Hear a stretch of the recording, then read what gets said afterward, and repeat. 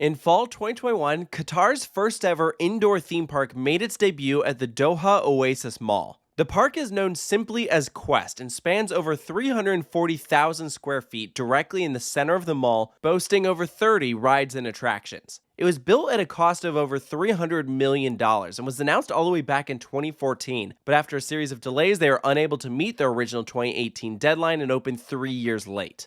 I recently had the opportunity to visit Quest for my first ever time, and well, it was an interesting experience to say the least. The design and build quality of the park is nothing short of impressive. It is beautiful. It makes the indoor theme parks of the United States look sad. Quest has a very sleek and whimsical design. Beautiful architecture with distinct stylized realms. To pass through each land, you'll enter a portal that's designed to completely immerse you in whatever story they're trying to convey. This could be a very futuristic space realm, or a very colorful fantasy realm. There's an entire section just for kids' rides. It's very playful. Clearly, a lot of thought was put into this place, but yet somehow it lacked atmosphere. And I think first and foremost, the problem really came down to the fact that no one was there.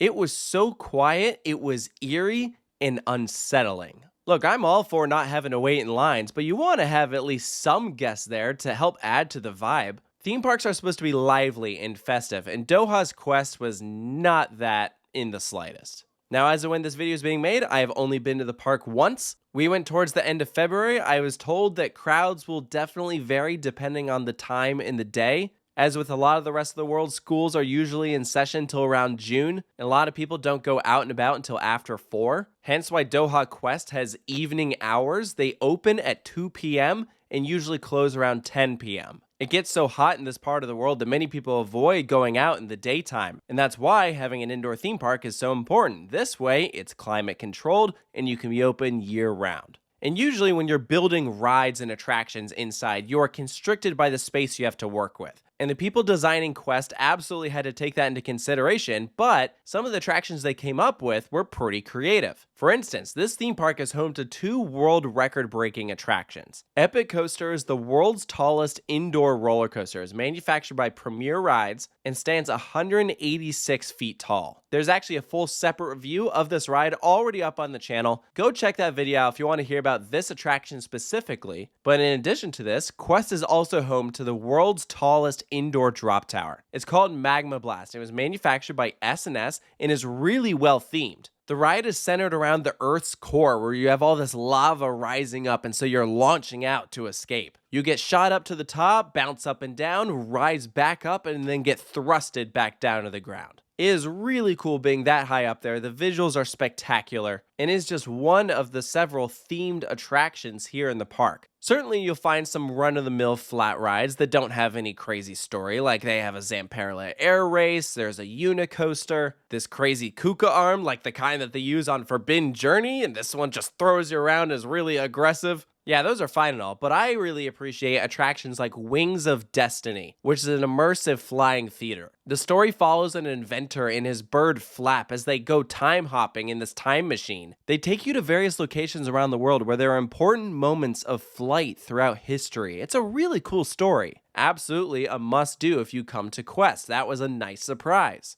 And in an effort to keep up the immersion, that Flap character from the flying theater also has his own ride. It's called Fly with Flap and is an extreme engineering cloud coaster. Just one passenger goes at a time. You rise up and travel across the ceiling looking down at the park below you. It's very cool. Another story-driven ride is their 3D motion simulator. It's called Legend of the Golden Oryx. In case you're unfamiliar, the Oryx is a symbol of Qatar. That's why it's on the wings of the airplanes of Qatar Airways. There's a Vekoma Kids coaster here called Oryx Express. They're really catering this theme park to Qatar. And in this attraction, we follow the story of an oryx that is searching for the legendary golden oryx. And you're along for this extensive journey that it takes to get there. And it was really cute. Nothing crazy, but I'll tell you what, this simulator was a lot better than the ones that we did at Ferrari World. I think kids will really like this. But as far as attractions go, those are the main ones. There is one more roller coaster called Space Twister. It's an SBF Visa. That's in the one part of the park that feels different than the rest.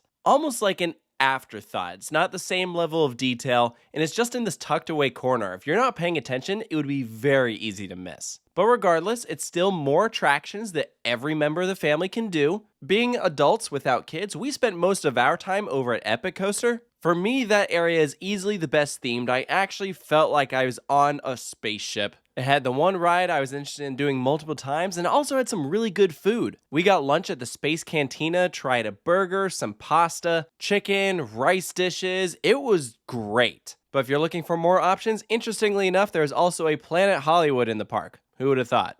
But by the time we were ready to go, I think we had been in the park for around 3 to 4 hours. It was actually longer than we originally expected. When we first walked in and saw that no one was there, we're like, oh, all right, we're going to make quick work of this. But I'm glad that we got the chance to explore and check out some of those attractions that maybe we would have missed otherwise. It still didn't change the fact that by the time we were done riding, we were like, all right, let's get out of here. Because again, we did our best to make the most of everything that was there, but still just felt off walking around. And I've heard from others who have also spent time in that area that their experience was pretty similar, where there was just no one in this park. And it makes me wonder if the people here just aren't interested. Is this just a one and done for most people? Or is it too expensive? I personally would say so. We paid about $60 US to get in, and personally, I don't think the park is worth that for a day ticket. It reminds me of when the American Dream Mall in New Jersey opened up Nickelodeon Universe, and it was just so expensive to go that their attendance was not doing too well. The first time I visited that park, it was also a ghost town, and then